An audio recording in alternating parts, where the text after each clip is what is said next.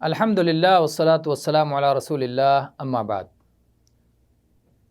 آج کے درس میں ہم آپ کے سامنے اس موضوع پر گفتگو کریں گے کہ وہ کون سی چیزیں ہیں جن کی وجہ سے غسل لازم ہو جاتا ہے، وہ کون سے امور ہیں، وہ کون سی باتیں ہیں جو غسل کو لازم کر دیتی ہیں، ضروری کر دیتی ہیں۔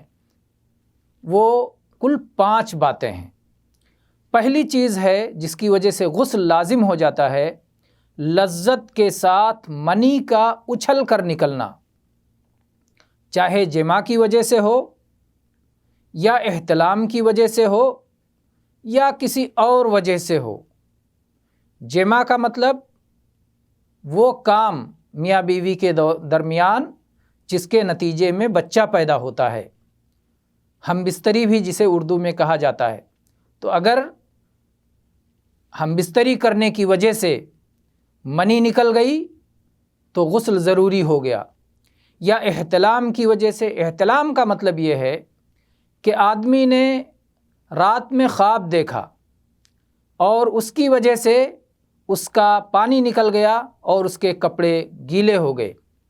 وہ بیدار ہو کر اس نے دیکھا، صبح دیکھا تو کپڑوں میں منی لگی ہوئی ہے، چاہے خواب یاد رہے خواب نہ یاد رہے، کسی وجہ سے نیند کی حالت میں، سونے کی حالت میں اگر آدمی کا منی نکل جاتا ہے تو اس کی وجہ سے بھی غسل کرنا ضروری ہوتا ہے۔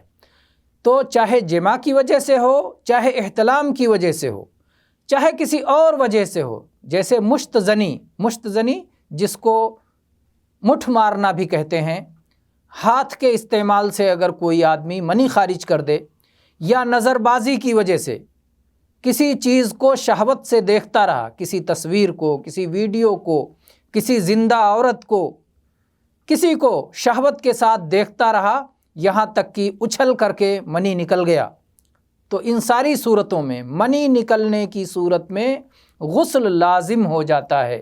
تو یہ پہلی وجہ ہے کہ جس کی وجہ سے غسل کرنا ضروری ہو جاتا ہے۔ غسل کیے بغیر وہ کام ہم نہیں کر سکتے جن کے لیے غسل ضروری ہے، اور ہم ابھی آگے انشاءاللہ آپ کو بتائیں گے کہ کن کن کاموں کے لیے غسل کرنا ضروری ہے۔ تو یہ رہی پہلی چیز۔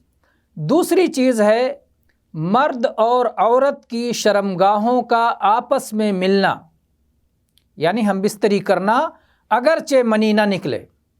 شرمگاہوں سے ملنے سے مراد یہ نہیں ہے کہ خالی چھو جائے، بلکہ ہم بستری مراد ہے، یا کم سے کم مرد کے اگلے حصے کی جو سپاری ہے وہ عورت کی شرمگاہ میں داخل ہو جائے، جس کو جو ختنے کی جگہ ہے، جہاں کاٹا جاتا ہے، جہاں وہ کٹا ہوا نشان بنا ہوتا ہے، وہاں تک وہ جگہ جب عورت کے شرمگاہ میں داخل ہو جائے تو غسل ضروری ہوتا ہے۔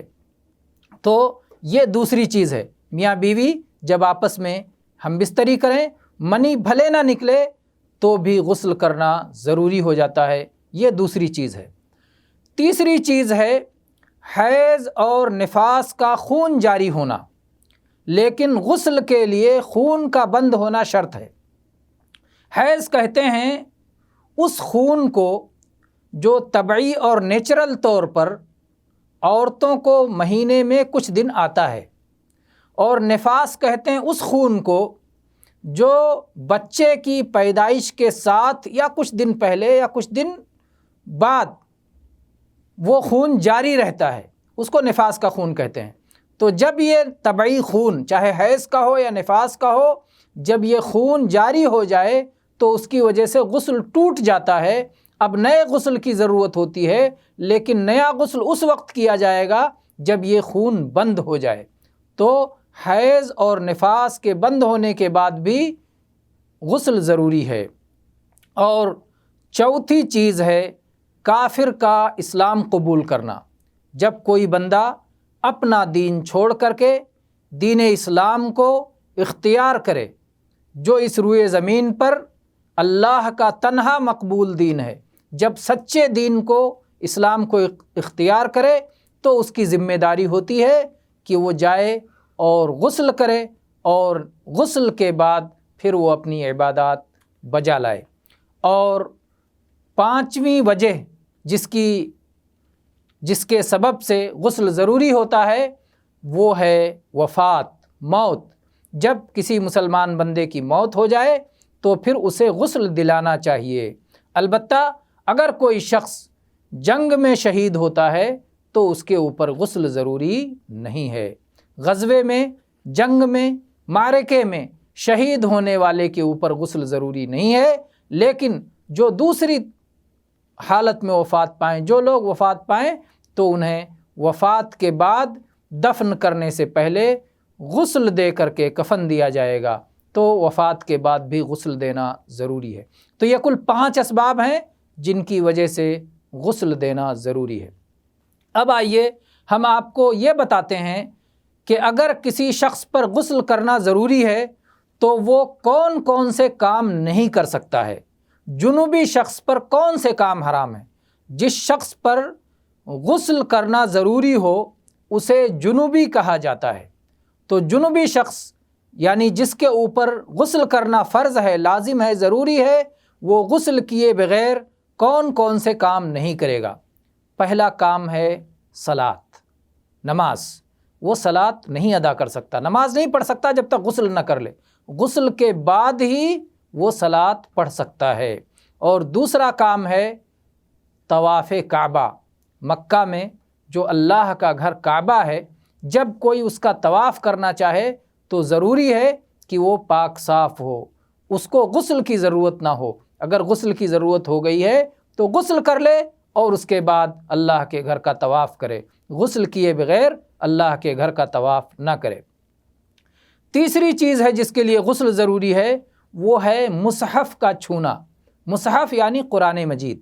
قرآن مجید کو اگر کوئی شخص ہاتھ میں لینا چاہتا ہے، اسے چھونا چاہتا ہے، تو اس کے لیے ضروری ہے کہ وہ باغسل ہو۔ اگر اس کا غسل ٹوٹ گیا ہے، اگر اس کا غسل ختم ہو گیا ہے تو اسے غسل کرنے کے بعد ہی قرآن مجید کو ہاتھ لگانا چاہیے، غسل کیے بغیر قرآن مجید کو ہاتھ نہیں لگانا چاہیے۔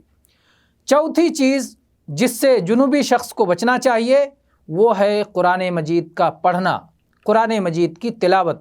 اگر کوئی شخص جنوبی ہے، اس پر غسل کرنا ضروری ہے، اس کا غسل ٹوٹ گیا ہے تو وہ قرآن پاک کی تلاوت نہ کرے جب تک کہ غسل نہ کر لے۔ وہ غسل کر لے اور اس کے بعد قرآن پاک کی تلاوت کرے۔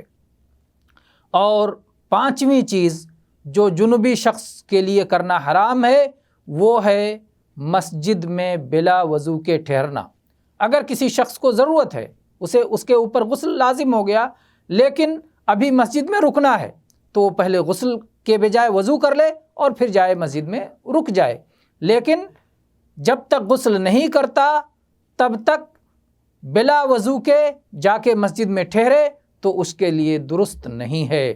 مسجد اللہ کا گھر ہے، اس کا احترام ہے، اس کا ادب ہے، اور اس کے آداب میں سے یہ بھی ہے کہ اگر کوئی شخص مسجد میں جا کے رکنا چاہتا ہے، ٹھہرنا چاہتا ہے، تو اسے پاک ہونا چاہیے، غسل کی طہارت کے ساتھ ہونا چاہیے، غسل کر کے ہی مسجد میں ٹھہرنا چاہیے۔ واللہ تعالی عالم، وصلی اللہ علی نبینا وسلم، والحمد للہ رب العالمین۔